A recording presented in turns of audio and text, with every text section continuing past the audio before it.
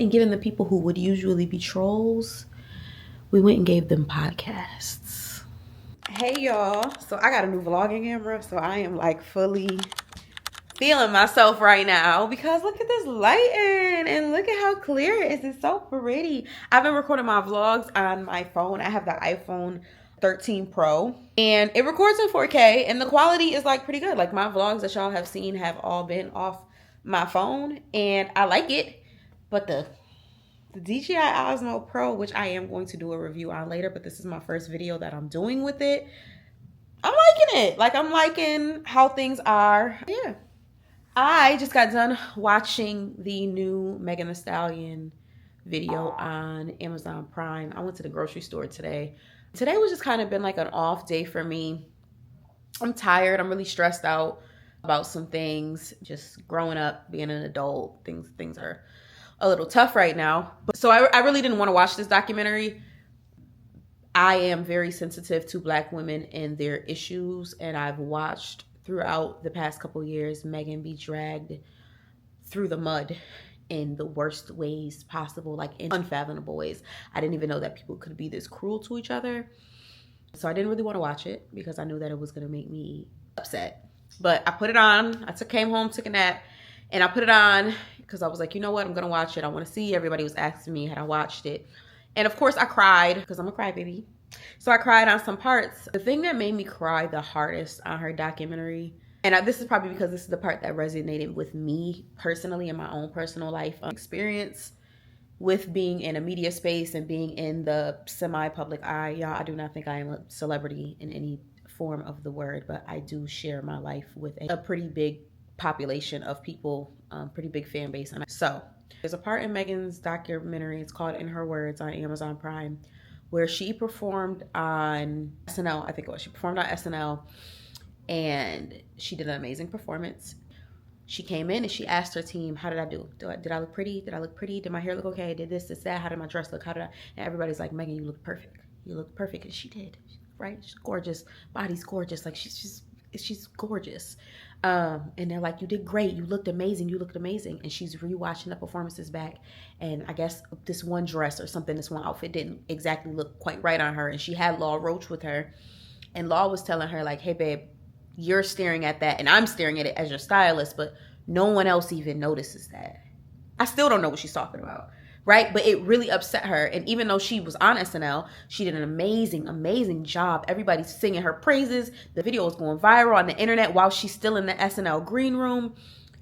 And all she can focus on is that one thing that she didn't like about herself because she has been criticized and her looks and everything has been talked about so bad that she can do everything perfect. And it's still this one little thing. It's like, I look horrible. I look awful. And it's like people like to call women, there's this thing where people are like, oh, she's so insecure. I don't know how the net made that something cool to do, to throw insecurity in somebody's face. Like, oh, you're insecure. Like, that's a gotcha.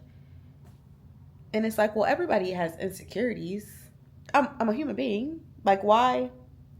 So then that got me thinking, why was it so easy for all of these things to go the way that they went? I don't even want to talk about people not believing her and things like that because that's just people, we should have left the children behind. I don't even want to talk about that. I want to talk about just in total of how things went with her and why it was so easy for people to go online and do all of these things and say the awful things that they said. And it's just the dehumanization of celebrities and people on a public platform. Why is it so easy for us to dehumanize people that are on a public platform? So I was thinking about that. And I'm like, well, why is it, right? Because we've all done it. I do think that a lot of it has to do with jealousy and being that we live in a capitalistic society. Once people get money, they're no longer human to us.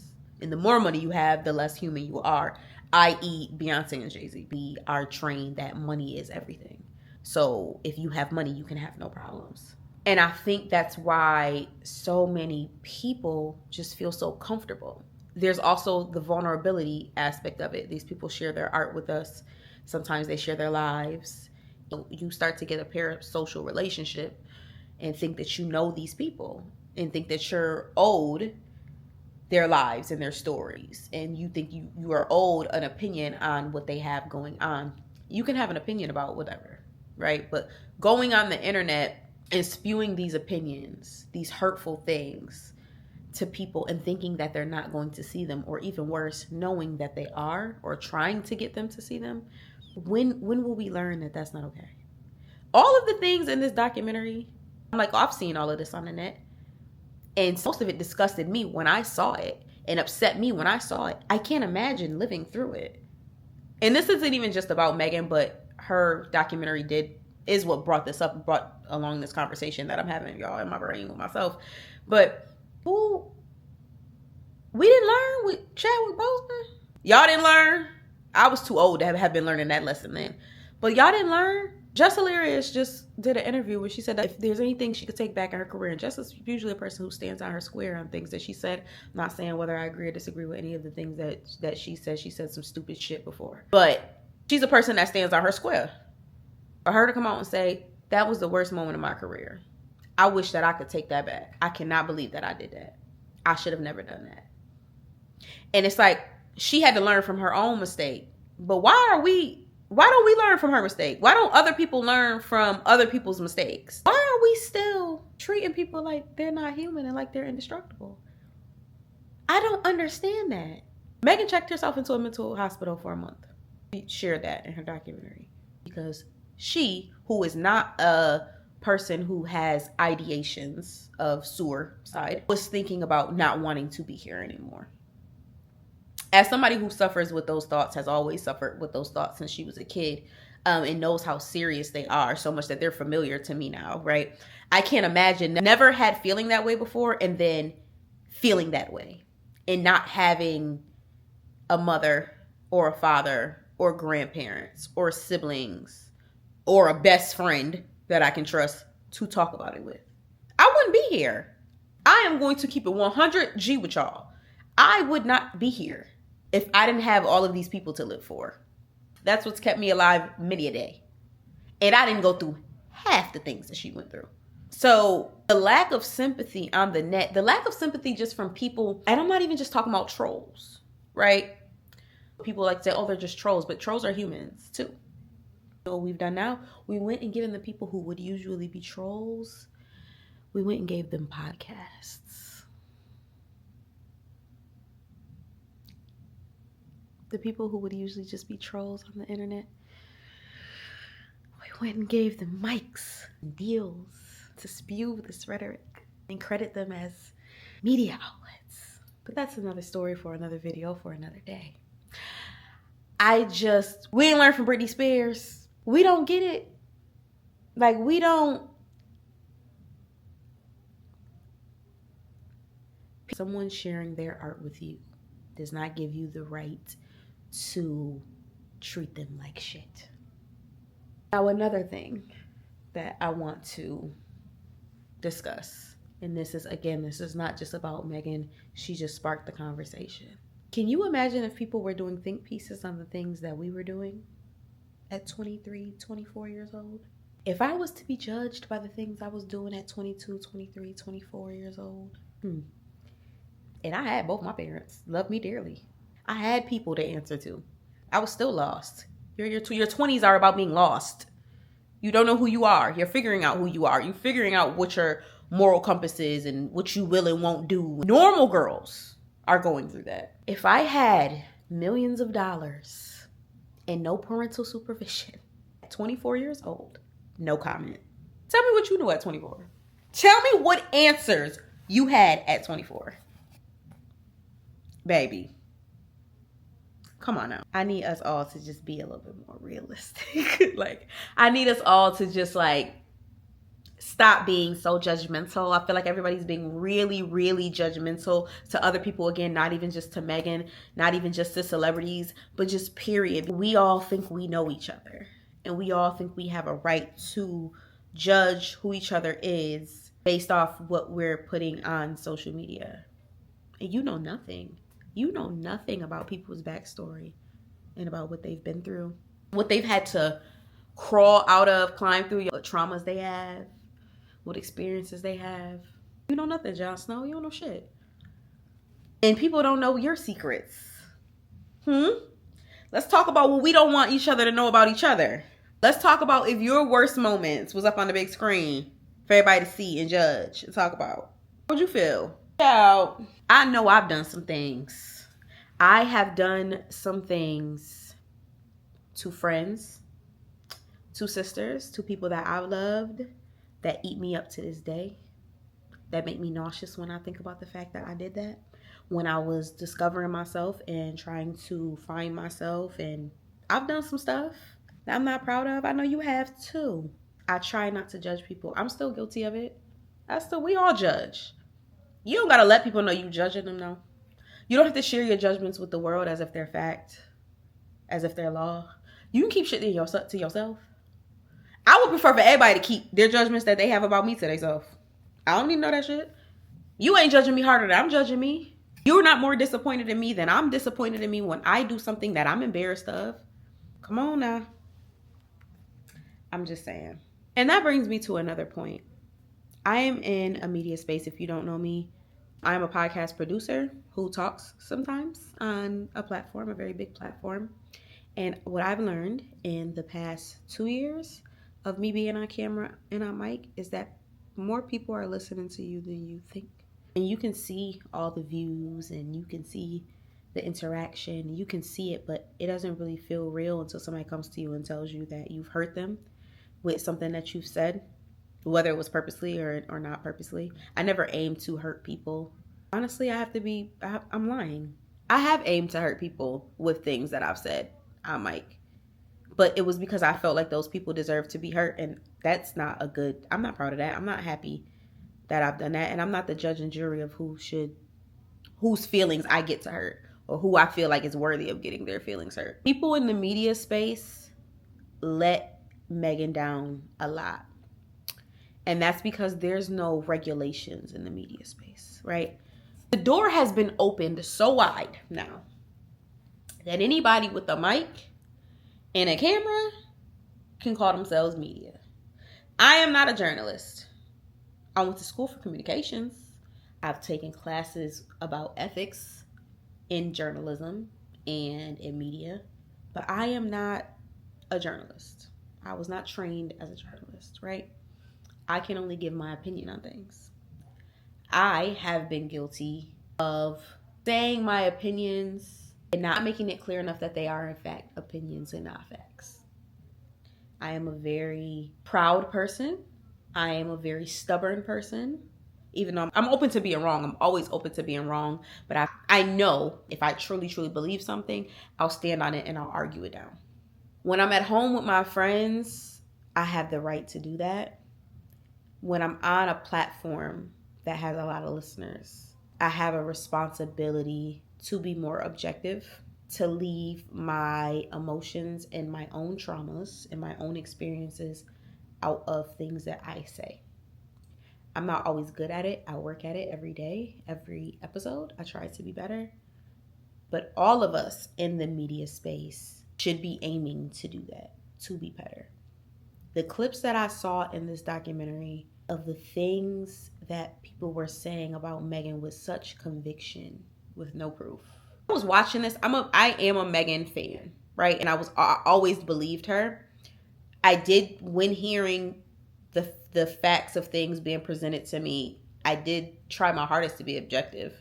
But the way that people would hear little parts of the story from the internet and, oh, I heard this, I heard that, and I heard, you don't know. And then on top of that, there were people, I remember having a phone conversation with a friend who was like, this was during the trial. And she was like, I wish Megan would like go away. I'm just so fucking tired of hearing her name. Like, I'm so fucking tired of hearing her name. Like, she always, like, why does she need so much attention? Why is her name always in the headlines? And I was just like, Megan isn't putting her own name in the headlines. She's not writing these articles and pressing submit to the shade room. Like, she's living her life and people are putting her name in the headlines. You're tired of hearing her name because there are people who make money off of her name garnering views and clicks. The internet makes money off of sex, drugs, and scandal. We all make money. when the views are up.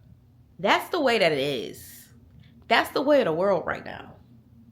So if you can't separate that from the people who are the subject of this clickbait, because they're not the ones baiting the clicks, they're just the people whose name is being used for it, get off the internet and learn to not engage. And I always say that's us, because I know very well my part that I play in this as a content creator, as a producer of a podcast. When people crash out and do shit, it makes my job easier. I'm not always proud of that. I'm not, but that is what it is. That's the climate. People crash out, ruin their lives. We have something to talk about. The views go up. I didn't make the world. I just live in it and participate in it. I don't know. This was a very long rant, but I wanted to talk about this while it was still fresh. If you haven't seen the documentary, even if you don't believe Megan, even if you don't like her, go watch it, because I think it's a perfect case study in where media and the internet is right now. And I don't want to see it happen again. I don't want to see it happen again to somebody. If we don't learn from this, media, I'm talking to us, if we don't, and the internet, but a lot of y'all are just, if we don't learn from this and never let this happen again, because what if that girl took her life? Then what? Then what? What would we have done? Tears and crying, the same thing that we did with other people. Then what? Why y'all gotta learn afterwards? So yes, that's been on my mind. On top of that, on top of this election stressing me out because of the climate of the world right now. We don't know what to believe. Getting older and realizing that this is all ranting, y'all. Like, none of this is not a good video, because none of it is really gonna all connect. But I told y'all that I would create this YouTube just to share me and how I think and what I'm going through, and just this election right now in the prime of like my adulthood. And it's just kind of like, we have been lied to so much. We are gaslit so much. We are pandered to so much. Our education system is failing all of us. And everything is just so stressful. Everything is so expensive. Everything is so confusing. And people are angry and sad and lonely. And we don't know how to deal with those feelings. Yeah. Things are tough right now, which is why I didn't want to watch this documentary, because I am praying for anybody who is feeling alone, who is feeling misunderstood, who is handling people judge them or throw narratives on them. Life is hard, y'all. Life is tough, and grass is not always greener. Do not look at people who you assume have a perfect life. You don't know what they're struggling with. You don't know what they're going through. Just work on your compassion. I know sometimes it's not easy. I know we fight our own demons and that green monster beyond our backs sometimes, and we just see somebody with something that we would love to have, and we take all of their humanity away. We got to be better as people. That's all.